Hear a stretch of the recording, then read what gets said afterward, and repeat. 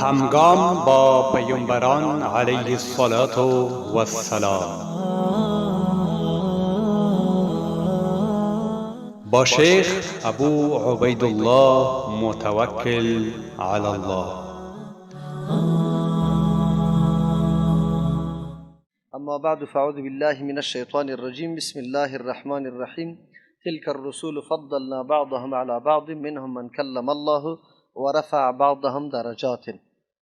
قبل از اینکه در موضوع تفضیل انبیاء علیهم السلام یعنی برتری بعضی انبیاء بالای بعضی صحبت بکنیم به ارتباط درس گذشته ما.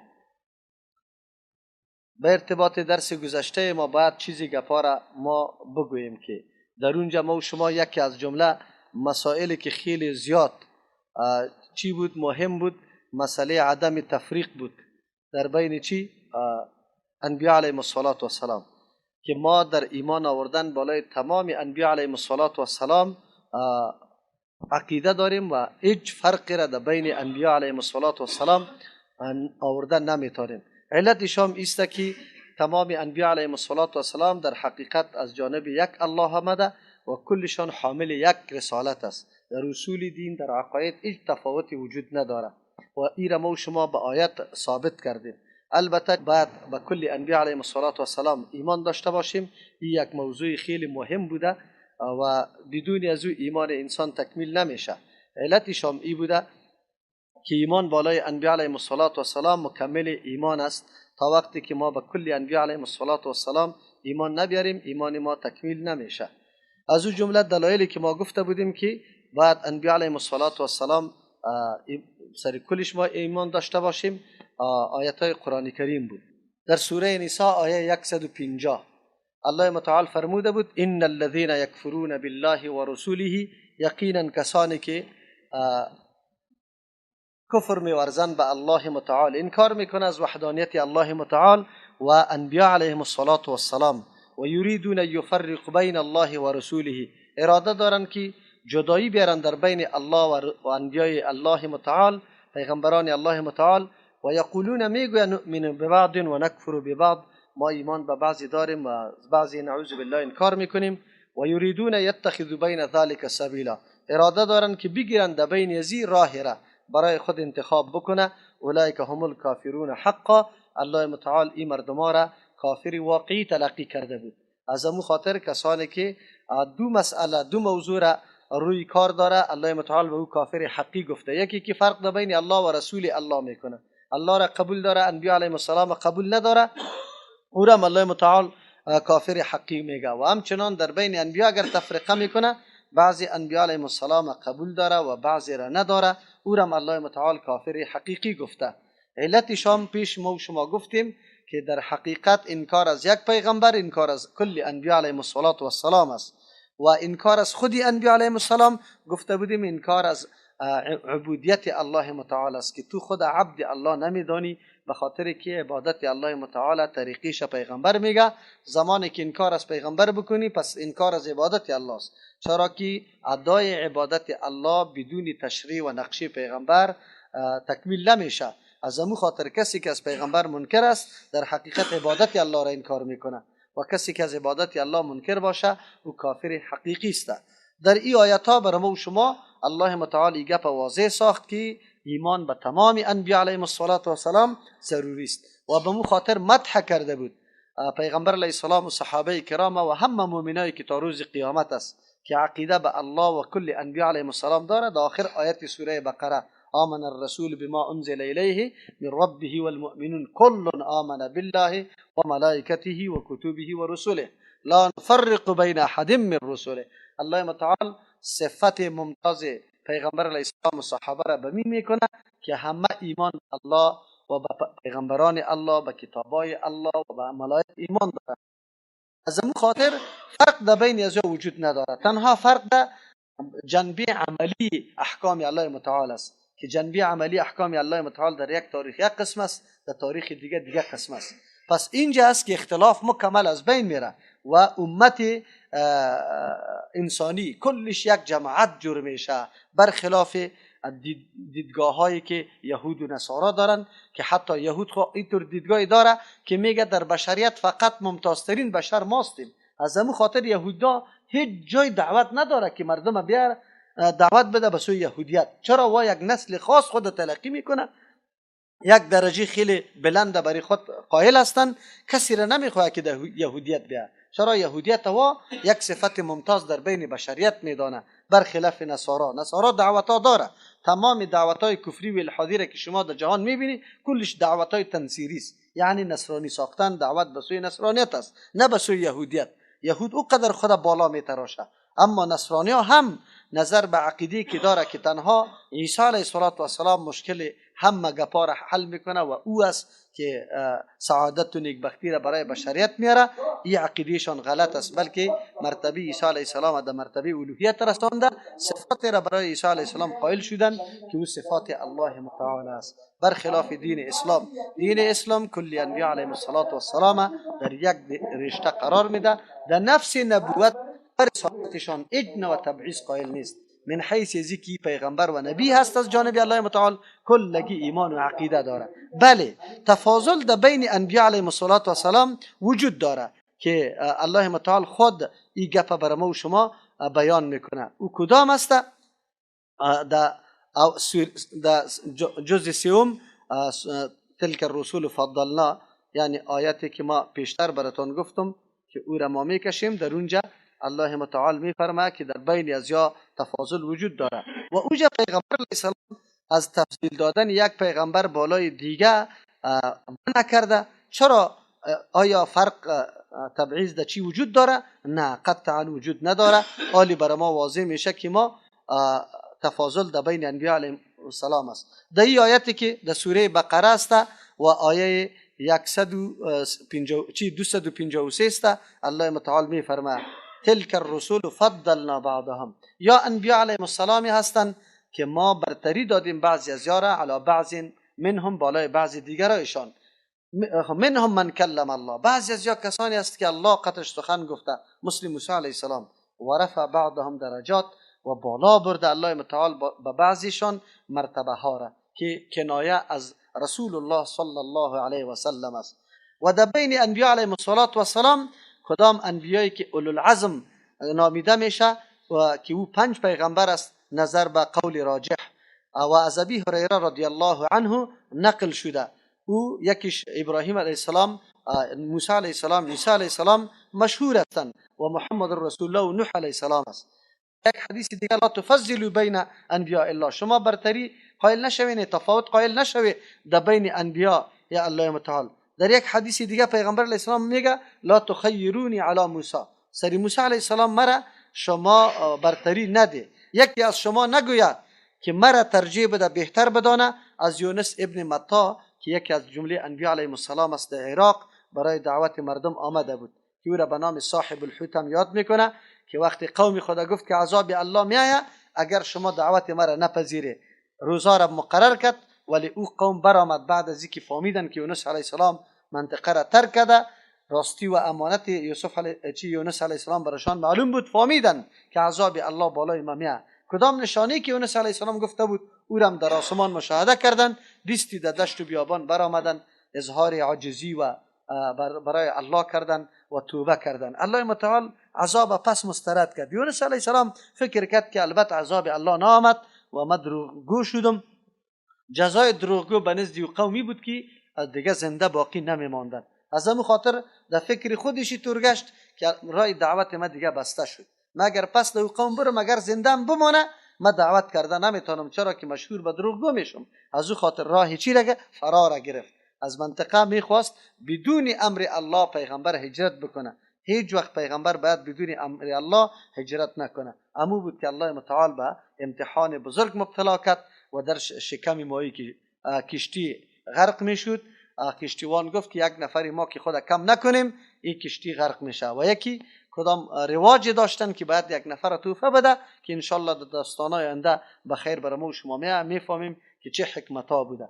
پس پیغمبر علیه السلام در اینجا میگه که مرا شما برتری قائل نشوی بالای یونس ابن متی. پیغمبر علیه السلام چرا گفته ایره؟ محدثین کرام راههای مختلف یا جوابهای مختلف بر یزید داره. او طرف قرآن میگه که فضیلت و برتری در بین انبیا علیهم السلام وجود داره تفاوت، و اینجا پیغمبر میگه نه، این تواضعا گفته، یعنی از روی تواضع و فروتری پیغمبر علیه السلام گفت که خود پایین در مرتبه پایین شمار کرد، با وصفی که در اصل حقیقت پیغمبر علیه السلام مرتبهش از یونس علیه السلام بالاتر است. یک جواب است. دوم جواب است که نه، مرا طوری برتری قائل نشوه که سبب تحقیر یونس علیه السلام شوه و یونس علیه السلام در نظر مردم سبک معلوم شوه.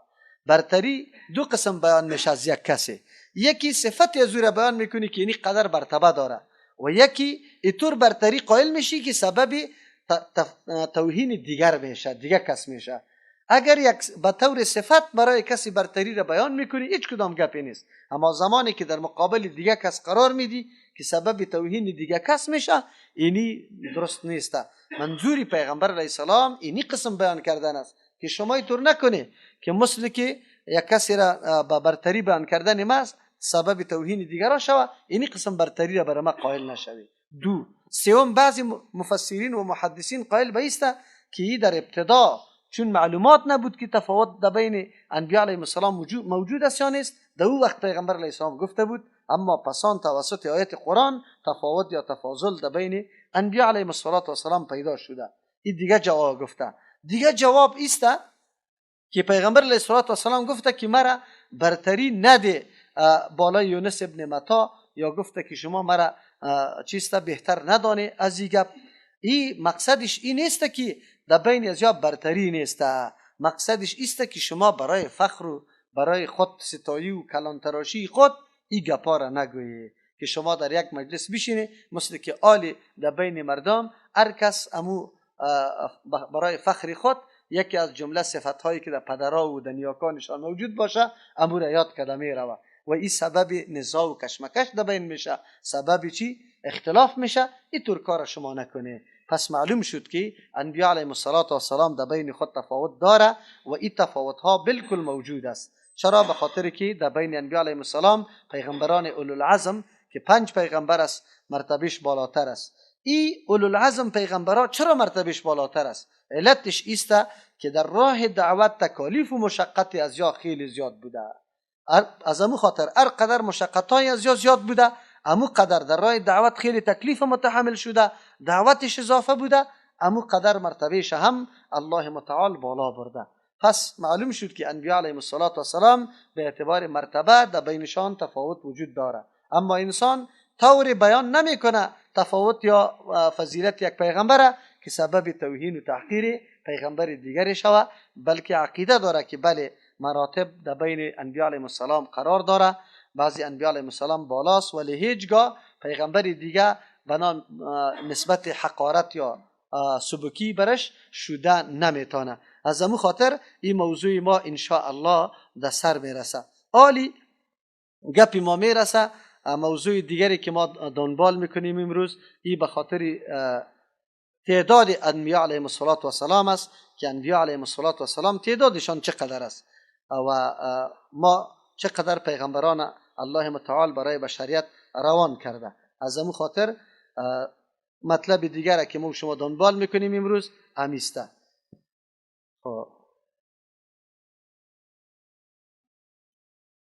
با وصفی که حکمت الله تقاضای روان کردن پیغمبران برای تمام بشریت تقاضا کرده. علتش است که هیچگاه الله متعال کسی را عذاب بدون تمامیت حجت نمیده. تا که حجت تمام نشوه الله متعال کسی را عذاب نمیده. دیگه الله متعال برای هر طایفه پیغمبر را روان کرده، بجز از رسول الله صلی الله علیه و سلم که برای تمام بشریت الله متعال به حیث پیغمبر روان کرد. دیگه انبیاء علیهم السلام این خصوصیت یا این امتیاز نداشته، بلکه هر پیغمبر برای قوم خودش وظیفه برش داده شده بود، رسالت برش داده شده بود که احکام الله متعال برش برسانه. الله متعال در سوره اسراء آیه 15 میفرماید و ما كنا معذبین حتی نبعث رسولا، ما نیستیم عذاب دادنی تا وقتی که ما پیغمبران روان نکنیم برای مردم. تمامیت حجت الله به می میشه که برای انسانها برای راهیابی از انبیاء علیهم السلام روان بکنه، مردم راه جنت و دوزخ برشان تعریف کنه، نقشه بده که اینی راه جنت و اینی راه دوزخ است. از تمام او اموری که توسط عقل و حواس ما درک شده نمیتونست که موضوع آخرت است. اگر پل صراط است، اگر جنت و دوزخ است، اگر عذاب قبر و نعمت قبر است، کل زیر انبیاء علیهم السلام برای بندگان الله متعال بیان میکنه، واضح میسازه. همچنان در آیت دیگه الله متعال میفرماید که سوره فاطر آیت 24 است. الله میفرماید و ام من امه الا خلا فیها نذیر.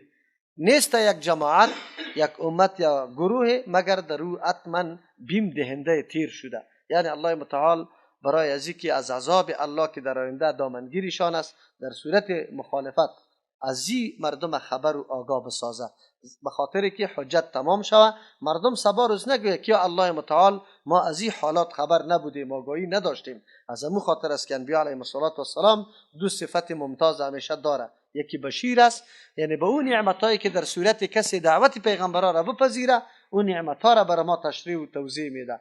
و همچنان دیگه صفت نظارت است که به کمال دلسوزی از عذاب الله مردم میترسانه. حالی تعداد انبیاء علیهم السلام چقدر است؟ یک حدیث است که ابی ذر رضی الله عنه نقل میکنه، حدیث مسند احمد رحمه الله است. شیخ البانی رحمه الله در سلسله صحیحه او را صحیح گفته. چرا؟ به خاطر که یک عدد پیغمبر چیست رسول است، او خو بالکل صحیح لذاتی است. شیخ البانی رحمه الله میگه اما عدد انبیا او را میگه که صحیح لغیره است، خودش صحیح نیست، لیکن از جهت زیاد آمدن سندای مختلف، یعنی توسط حدیث متابعه ای را میگه که امی قسم حدیث دیگه سندان بیاید، میگه صحیح لغیره گشته. ابی ذر رضی الله عنه از پیغمبر علیه السلام سوال میکنه یا رسول الله کامل مرسلون، پیغمبران یعنی او کسایی که رسول هستند. پیش ما و شما گفته بودیم که در بین رسول و نبی فرقی وجود داره. راجح ترین فرق است که رسول امور میگه که شریعت جدید برش بیاید و مامور به تبلیغ و رساندنش به بندگان الله باشه. اما نبی او پیغمبر میگه که او مامور به رساندن دعوت شریعتی که قبلا موجود بوده او را برسانه، مثل انبیای بنی اسرائیل که تنها تورات تبلیغ میکردن. اگرچه یک قول دیگه ای بود که نه، نبی او کسی میگه که فقط به اصلاح فرد خود آمده باشه، مکلف به اصلاح دیگران نباشه. مکلف نیست اگر دعوت میده بده، و رسول او را میگه که به اصلاح دیگران مکلف شده باشه. اما این قول مرجوح بود. چرا؟ به خاطر که فرق در بین نبی و رسول در مسئله تبلیغ است که حتما تبلیغ در هر پیغمبر وجود داره. تنها گپ ده است که آیا به شریعت جدید تبلیغ میکنه یا شریعتی که از پیغمبر سابق برش گذاشته شده از او تبلیغ میکنه. اگر از شریعت جدید تبلیغ میکنه او به نام رسول یاد میشه، اگر به شریعت سابق تبلیغ میکنه او به نام نبی یاد میشه. حالی وقتی از پیغمبر علیه السلام ابی ذر رضی الله عنه سوال میکنه که مرسلون چقدر است، یعنی او انبیایی که شریعت جدید آمده، پیغمبر علیه السلام میگه 319 جمعا غفیرا، 300 چیزی بالا ده، یعنی یک جماعت بزرگ است. چیزی بالا ده 300. در یک روایت آمده که 15 یعنی 315 پیغمبر است. در روایتی که ابی امامه رضی الله عنه از ابو ذر رضی الله عنه نقل میکنه، اونجا ابی ذر رضی الله عنه میگه که من از پیغمبر سوال کردم که چقدر است پورا شمار انبیاء علیهم السلام، کم وفاء عدت الانبیاء؟ قال 124,000. 1,24,000 است. اگرچه این روایت در ابن حبان آورده لیکن علما او را ضعیف گفته، لیکن شیخ البانی رحمه الله چون سندای از راههای متنوع آمده این را صحیح لغیره گفته. باز اونجا پیغمبر علیه السلام گفته که الرسول من ذالک، وای که رسول است از این تعداد 315 او 315 است، جمعا غفیرا یک جماعت چیست خب بزرگ است.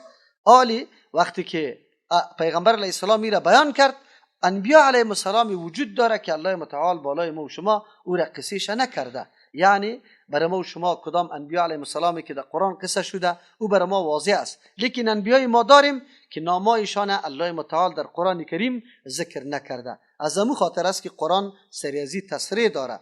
در سوره نساء آیه 164 الله متعال میفرماید و رسولا قد قصصناهم علیک، پیغمبرانی هستند که ما روان کردیم پیغمبرانی را که بیان یا قصه و داستانش بالای تو کردیم من قبل و پیش ازی و رسولا اینطور انبیا علیهم السلام روان کردیم لم نقصصهم علیک که قصه از واره یا داستان از واره بالای تو بیان نکردیم. در جای دیگر سوره غافر آیه 78 الله میفرمه ولقد ارسلنا رسولا من قبلک، ما فرستادیم انبیا علیهم السلام پیش از تو، منهم من قصصنا، بعضی از یارا کسانی بود که ما داستانش بالای تو بیان کردیم علیک، و منهم من لم نقصص علیک، بعضی انبیا علیهم السلام هستند که ما بیان نکردیم.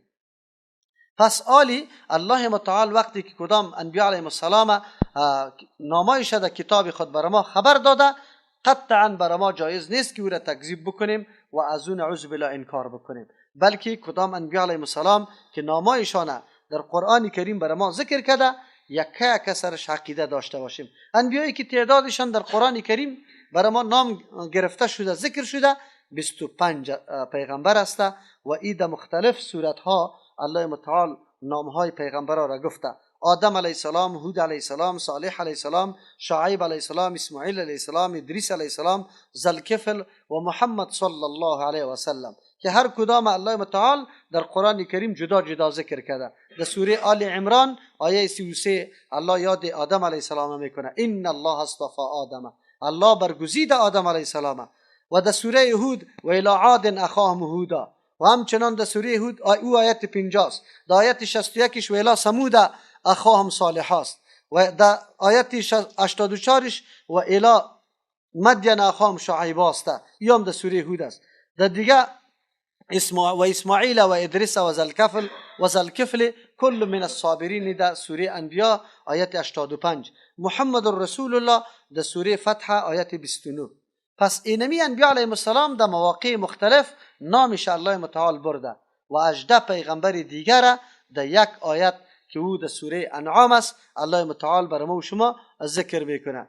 سوره انعام آیت 83 تا 86 الله متعال برای ما میفرمه که ایرا 18 پیغمبر است. الله میفرمه و تلک حجتنا، اینمی دلیل یا استدلال ماست، آتیناها ابراهیم که ما دادیم به ابراهیم علیه السلام.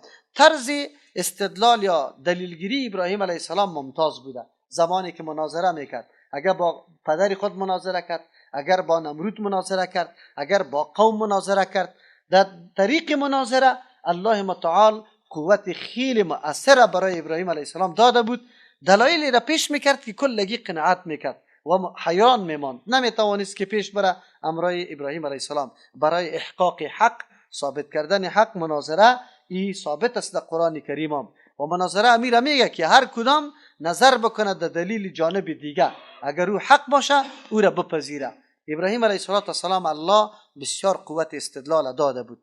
علی قومه، بالای قومش، نرفع درجات من نشاء، الله میگه ماستین که بعضی درجه های بعضی را بالا میکنیم. این ربک حکیم علیم، پروردگار تو حکمت والاست، هیچ کار را بدون حکمت نمیکنه.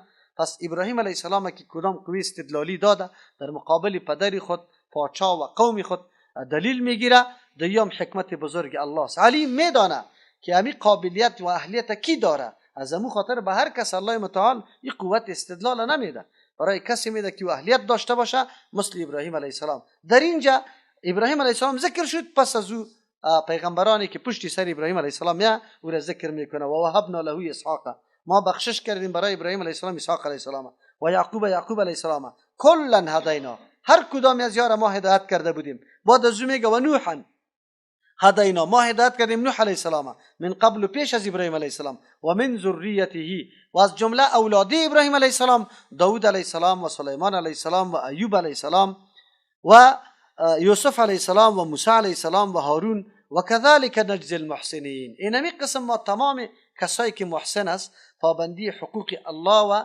مخلوق الله را داره، به توحید الله استوار است، کلگی را ما پاداش میدیم. بعد از میگه و زکریا و یحیی و عیسی و الیاس کل من الصالحین، هر کدام از اعلی لمبر نیکوکارا بودن. بعد از میگه و اسماعیل و الیسع و یونس و لوطا و کلا فضلنا علی العالمین، هر کدام از یارا برتری بالای مخلوقات دیگه داده بودیم. هر پیغمبر مرتبه بالا از نفرای عادی بشریت داره، از امو خاطر اینی صفت الله بر از یاد داده. این 18 پیغمبر شد و اونجا 7 پیغمبر دیگر قبلا ما شما بیان کردیم این 25 پیغمبر شد که در قرآن کریم برای ما ذکر است. الله متعال صراحتا نسبت وحی را برای ازیا کرده، برتری از یار الله بیان کرده. هیچ کس انکار کرده نمیتونه که بگوی ما این پیغمبر قبول نداریم. از جمله پیغمبرانی که الله متعال برای ما ذکر میکنه 4 پیغمبرش از عرب است، یعنی که در حدیث ذکرش آمده. در پیغمبر در می حدیث ابی ذر رضی الله عنه که آمده، پیغمبر علیه السلام گفته که 4 پیغمبرش چی است؟ عرب است. از او جمله هود علیه السلام، صالح علیه السلام، شعیب علیه السلام و بعد از او برش گفته و نبیک یا ابوذر.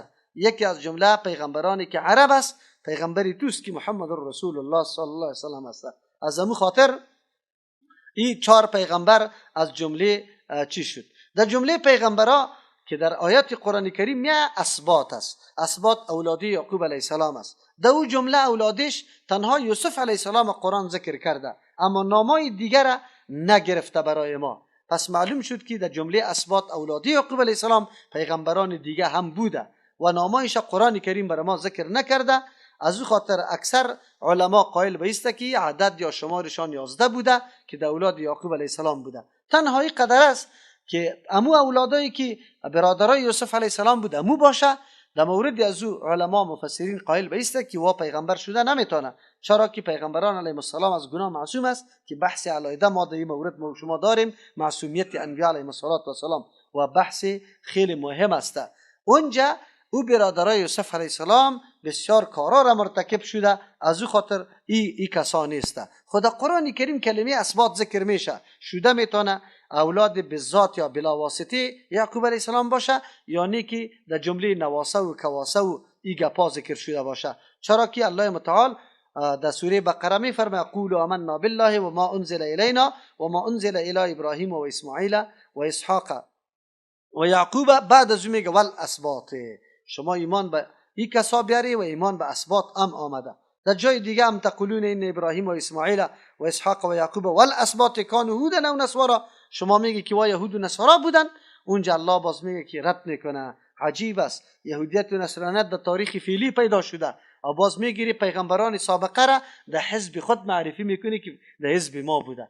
واخو پیش تیر شده، حزب شما وجود نداشت، یهودیت و نصرانیت هیچ وجود نداشت که چیسته وا بودن. آلی در بین انبیاء علیهم السلام پیغمبرانی که توسط حدیث پیغمبر صلی الله علیه و سلم برای ما و شما معرفی شده، یکی از او جمله شیس علیه السلام است. ابن کثیر رحمه الله میفرمه که این نبی بود به نص حدیثی که ابن حبان رحمه الله در صحیح خود روایت کرده از ابی ذر رضی الله عنه که انزل علیه 50 صحیفه، میگه سریازی 50 صحیفه نازل شده. و همچنان دوم پیغمبری که در حدیث برای ما معرفی شده یوشع ابن نون است.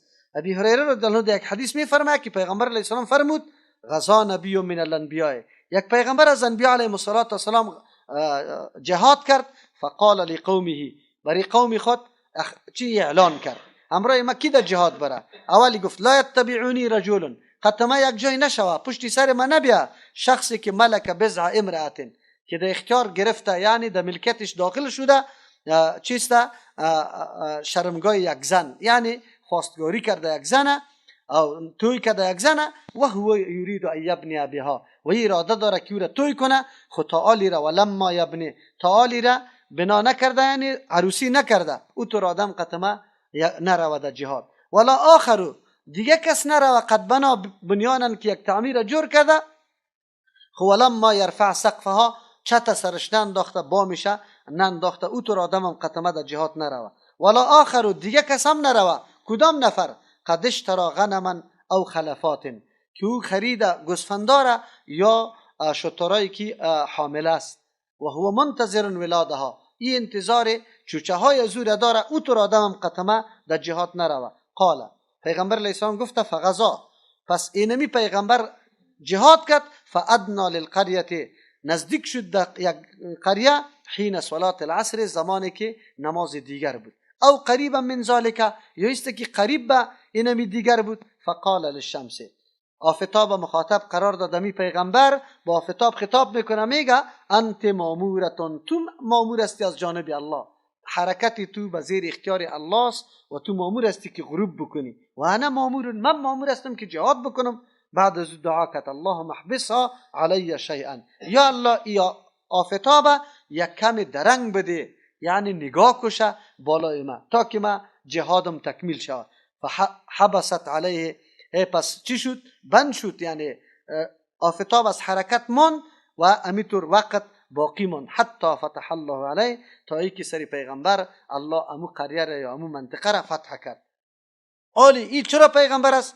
به خاطری که در یک حدیث دیگه پیغمبر علیه السلام اینجا نامش نگرفته بود، تنها گفته بود نبی من الانبیا، اما در حدیث دیگه پیغمبر علیه السلام میگه ان الشمس لم تحبس، آفتاب بند نشده الا لیوشع، مگر به یوشع لیالیا، در شبهایی که سار الی بیت المقدس، او در بیت المقدس میرفت، در اونجا بند شده. پس او افواهاتی که مردم برای علی رضی الله عنه میکنه که برای علی رضی الله عنه آفتاب چی شد؟ بند شد.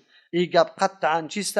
غلط است. همچنان در یک وقت ما در جنگنامه سعی کرده بودیم در جمله صفاتای عمر رضی الله عنه، گفت خیاطی میکرد پشتش سوخت، زمانی که پس سعی کرد آفتاب یک دم شب شد، مردم ها چیغ و چیرانش برآمد، دویدن پیش پیغمبر علیه السلام که یا رسول الله چی گپ شده؟ او وقتی که جویا شد جبریل امین رسید که پشت عمر رضی الله عنه خیلی سوخت که نظر کرد، آفتاب یک دم سیاه شب شد. گپای واهیات مردم ذکر میکنه و این گپ نادرست است. چرا اینجا پیغمبر علیه السلام با صیغه حصر، یعنی با کلمات حصر بیان کرد که آفتاب بند نشده برای هیچ کسی غیر از کی؟ یوشع ابن نون. و اونجا در حدیث دیگه امو پیغمبر که معرفی کرده بود که دعا کرده بود که آفتاب برام بند شود، معلوم شد که امی یوشع ابن نون است. در مورد ذوالقرنین علما اختلاف داره که آیا او هم از جمله پیغمبران هست یا نیست. از امو خاطر بعضی میگه که پیغمبر نیست، لیکن راجح قولی است که هم پیغمبر است، به خاطری که الله متعال برش فرمان میده قلنا یا ذوالقرنین اما ان تعذب و اما ان چیست تتخذ فیهم حسنا. یا دمو قومایی که حرکت کرد رفت، در اونجا الله اختیار برش داده یا تو برای یا عذاب بده و یا است که در بین از یا تو از روش نیکی کار بگیری. از امو خاطر میگه این خطاب همیشه برای پیغمبر میشه، برای کسی دیگری نمیشه. از امو خاطر ابن حجر رحمه الله میگه که از عبدالله ابن عمر امی نقل شده که بلی پیغمبر است و ظاهر قرآن کریم هم امی قسم تایید میکنه. و همچنان تنها علی رضی الله عنه است که میگه او پیغمبر نبود. کسی دیگری که در نبوت شک است تبع است، چرا که در قرآن کریم ذکر از او شده. الله متعال میفرمه اهم خیر ام قوم تبع، آیا یا بهتر هستند مشرکین مکه یا قوم تبع؟ والذین من قبلهم، و کسانی که پیش از یا بود، اهلکناهم انهم كانوا مجرمین، ما واره هلاک کردیم به خاطر که وا مجرم بودند. از امو خاطر در اینجا قوم تبع ذکر شده. در جای دیگه میگه کذبت قبلهم قوم نوح، پیش از یا قوم نوح هم تکذیب کرده بود، دعوت پیغمبران را قبول نکرده بود. و اصحاب الرس، اصحاب رس امو چای بود، کدام چای که دهنش پخته نشده باشه او را رس میگه، یعنی اصحاب چا. و سمودیا و عادیا تکذیب کرده بودند، و فرعون تکذیب کرده بود، و اخوان لوط برادرای لوط، و اصحاب الایکه صاحبان جنگل قوم شعیب علیه السلام هم تکذیب کرده بودند، و قوم تبعین قوم تبع تکذیب کرده بود. کل کذب الرسول، هر کدام پیغمبران را تکذیب کرد، فحق علیه وعید، عذاب الله سرش آمد. در این آیات ها کلمه تبع ذکر شده. آلی علما یا مفسرین در موردش اختلاف داره. بهتر است که در امر ذوالقرنین و تبع زیادتر مفسرین قائل به است که توقف کرده شود.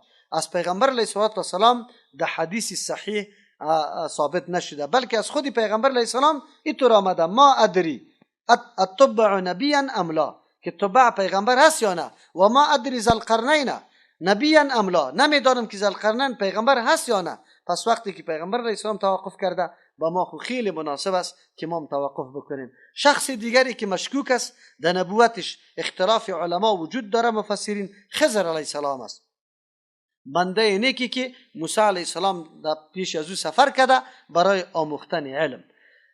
الله متعال در سوره کهف قصه از او را آورده، اونجا الله متعال توصیفش کرده فوجد عبدا من عبادنا، یافتن موسی علیه السلام و شاگردش یک بنده از بنده های ما، آتیناه رحمتا من عندنا، که ما رحمت از جانب خود برش داده بودیم، و علمناه من لدنا علما، ما از جانب خود برش علم داده بودیم، علم تکوینی را. لیکن مفسرین قول نبوت زیر ترجیح زیادتر میده. چرا؟ به خاطری که اگری پیغمبر نباشه مناسب نیست که موسی علیه السلام واری شخصیت که پیغمبر است برای تعلیم از او، یعنی از او چیزی را یاد بگیره. و همچنان اموری را که انجام داده در آخر زمانی که کلی مسائل میکنه و موسی علیه السلام سر از او انکار میکنه که چرا این کار کردی، دیگه اونجا امی خضر علیه السلام خودش بیان میکنه که ما این کارا را از طرف خود نکردیم، بلکه کلش از جانب الله متعال است. چرا او میگه رحمتا من ربک،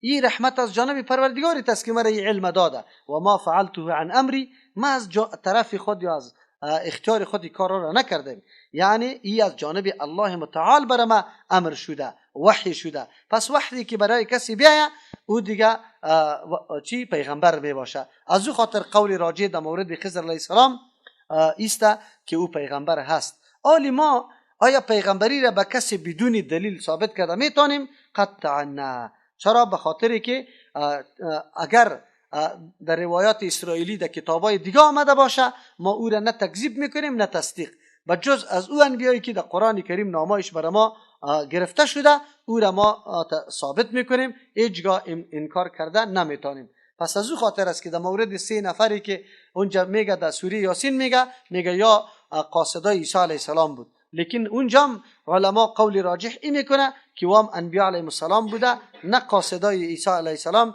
که بچه مریم بیبی است. به هر ترتیب تا وقتی که سند و دلیل صریح برای اثبات نبوت یک پیغمبر ثابت نشده باشه نمیتونیم که کسی را ما پیغمبر بگوییم. پس یک تعداد مردمی که نعوذ بالله بودا را پیغمبر معرفی میکنه یا کلان هندوها را پیغمبر معرفی میکنه یا زردشت پیغمبر معرفی میکنه، این گپا قطعا سند نداره، گپی غلط و نادرست است. چرا؟ به خاطری که دلیل بالای نبوتشان پیش ما وجود نداره. این بود موضوع ما و شما که عدد انبیاء علیهم السلام چقدر است و این در کجا آمده. موضوع دیگری ما باقی مانده که انشاءالله عصمت انبیاء علیهم السلام و معجزات پیغمبران علیهم السلام است. و یک موضوع خیلی مهم دیگه که در مورد خضر علیه السلام یعنی حیات پیغمبران که کدام پیغمبران زنده است، این موضوع جالب است به خاطر که اکثر مردم از اون ناحیه نعوذ بالله دروغگویی را شروع کرده، مردم فریب داده. اون موضوع را ان شاء الله بحث میکنیم. و صلی الله تعالی علی خیر خلقه محمد و آله و اصحابه اجمعین برحمتك یا ارحم الراحمين.